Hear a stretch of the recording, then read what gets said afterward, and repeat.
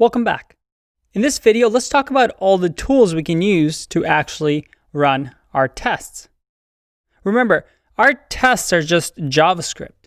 So we could just write simple JavaScript files with maybe if statements that says, if the sum function adds these two numbers together, then return success, otherwise return test failed. So we could do that, but that's tedious, and as developers, we want to use existing tools to make our experience or our speed of development faster. So this is going to get overwhelming, but let's look at testing tools. I tried to organize for you a way to think about tests and the testing environment in the web development land. So I'm going to explain this, and if this is a little complicated at first, don't worry. We're going to come back to this and go over this at the end of the section. It's all going to make sense. So the very first thing we need in a testing tool is something called a testing library. Pretty self-explanatory. This is the scaffolding, giving us the ability to use some function calls and some new methods for us to actually write our tests. Again, think of this as scaffolding or building the structure around our tests. Probably the top three libraries for that is Jasmine, there's Jest, and then there's something called Mocha. And like I said, these are just npm install libraries, so they're available on npm, and you can add them to build your scaffolding. The next thing that you need right over here is something called an assertion library. And in here we have, again, Jasmine that comes with its own assertion library. We have Jest, once again, that comes with its own assertion library. And then Chai here that usually gets paired with Mocha in order to have an assertion library. An assertion library provides functions that are assertion functions. I know that's confusing. It's essentially a tool to allow you to test that the variables contain the expected value.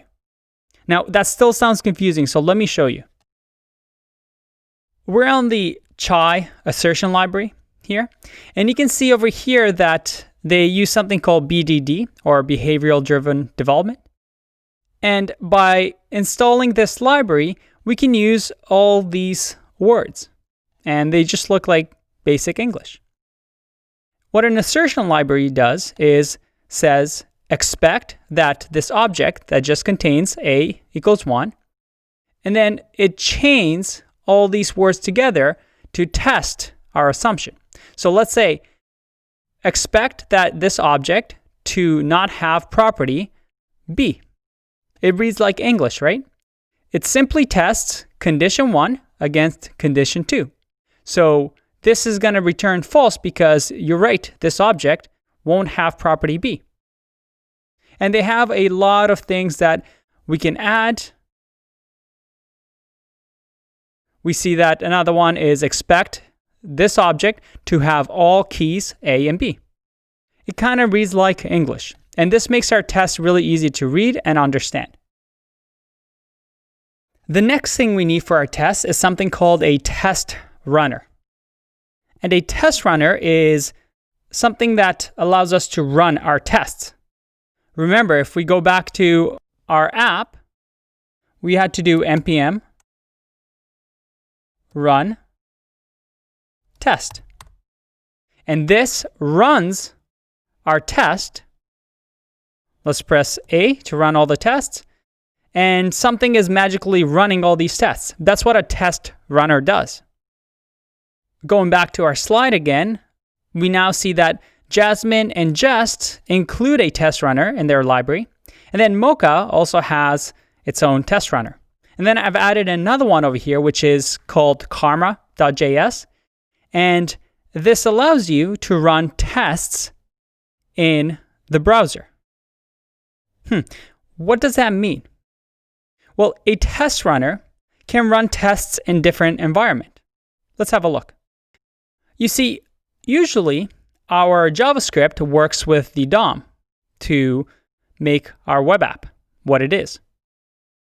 But when we're running tests, and this is what Karma does, allows you to run your tests on the browser. But why wouldn't we just always run our tests on the browser? Well, that is because it takes a lot of time. We have to run every single test through the browser using the browser APIs. Ideally, when we run tests, it's super quick because most tests are set up so that if a developer hits save on their terminal, it's going to run the tests. If every time they needed to start up the browser and run through everything, well, that would be really slow. So other options exist, such as Puppeteer by Google, which is what we call a headless browser. It's a Node library which provides a high-level API to control the headless version of their browser. So think of it as a stripped-down browser that makes your tests a little bit faster. But it can also be configured to do things such as generate screenshots, PDFs of pages. It can automate form submissions. You can do UI testing with it. You can monitor keyboard input. You can do a lot of cool things with it. And then finally, we have something called JS DOM.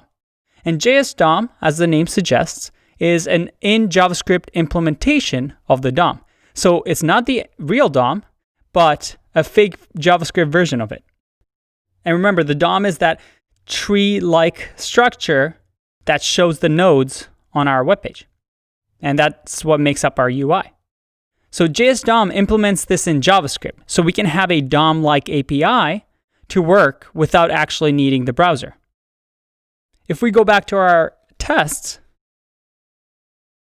and let's run this again. I'm going to run npm run test. You'll see over here that React scripts test --env. It went by quickly, but you saw that we are using JS DOM there, so that our tests run really quick.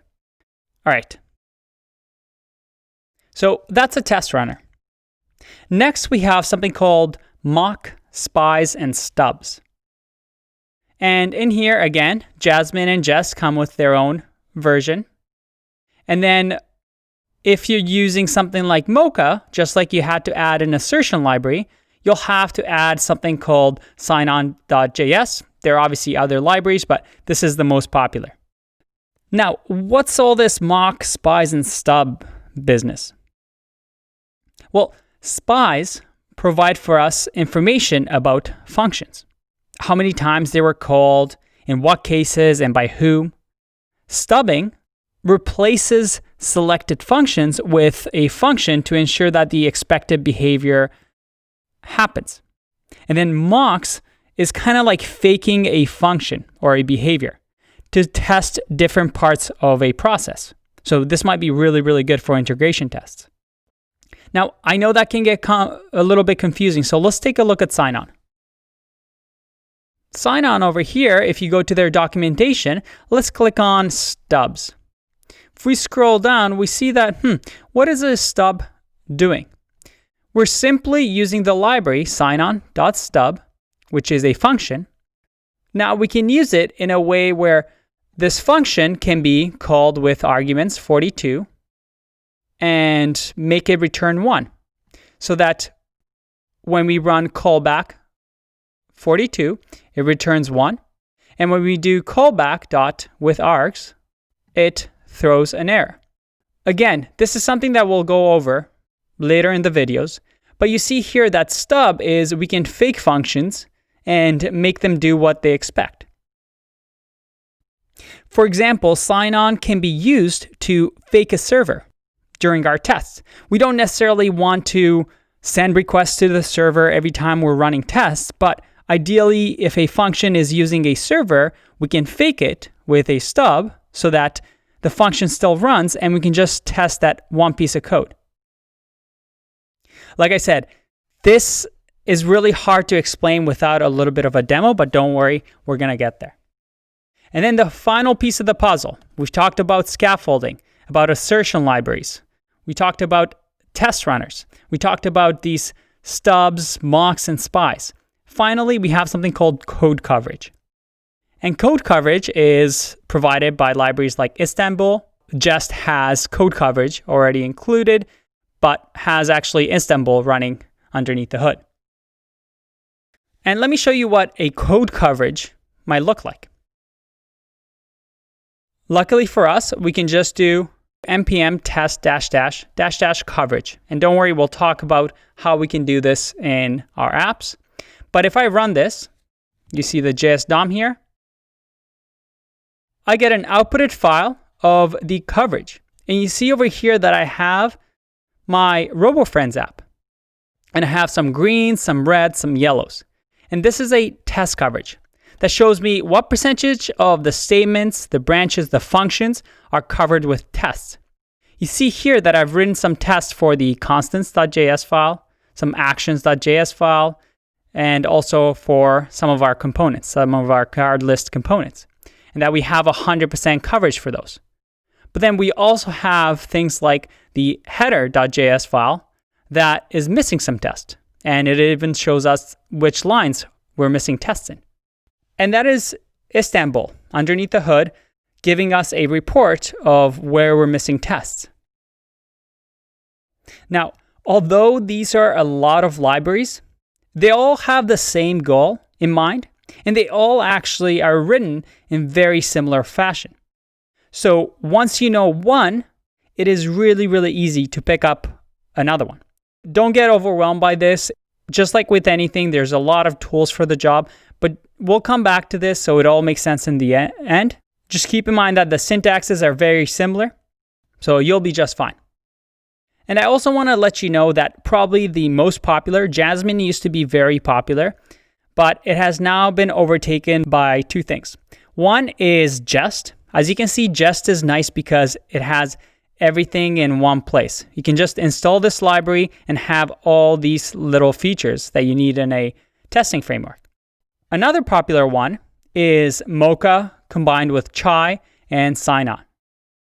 And this is, again, probably the most popular setup, but that's also because Jest is a lot newer. Most of these libraries follow the idea of behavioral-driven development, which is we describe what a function does and say what behavior we expect out of them. You remember the Chai assertion, right? If object has this properties, we expect it to have this property A. All right, does your head hurt yet? Luckily for us, if it wasn't for Create React App, we would have to npm install all of these again, set them up, and add them to our npm scripts to run all these tests and test coverages. But as you can see with Create React App, we have everything out of the box. Again, the best minds in the community are working on maintaining Create React App to always keep it up to date as all of these libraries update as well. Don't worry though, I'll show you in the upcoming videos how to actually set this up yourself as well. One other note. In our tests over here, Create React App uses Jest, and that's because Jest was created by Facebook. And if you remember, React was also developed by Facebook, which is kind of nice because they use it in their own production environment, and these tools are used together to work really, really nicely. And by the way, there's other testing libraries. We have Ava that does parallelism really, really well, which means it runs tests really, really fast. And then you have something like Tape that is really low-level, simple, light library. But as I said before, don't get overwhelmed. In short, if you get anything from this video, is that if you just want to get started and looking for a fast framework that can handle everything and has everything in one, well, just use Jest. If you want very flexible, extendable configuration where you can plug in some things, then use Mocha. Mocha is a little harder to set up because of all these things that we need to add on, but it's more flexible and, like I said, open to extensions. One last note. In our test, we're going to use two things that are sort of unique to React. One is something called snapshot testing that comes with Jest, which allows us to do some really cool things that I'm going to show you later on. And then another library called Enzyme, which was created by Airbnb and helps us write tests better for React components. Don't worry, I'm not just showing you these things because I think they're cool and trendy. These are implemented in most React projects that you'll encounter. And it's pretty much become the standard in the React ecosystem to use these libraries. So we're going to use them too. At the end of the day though, we can agree on one thing. All these libraries have really cool logos. I'll see you in the next one. Bye-bye.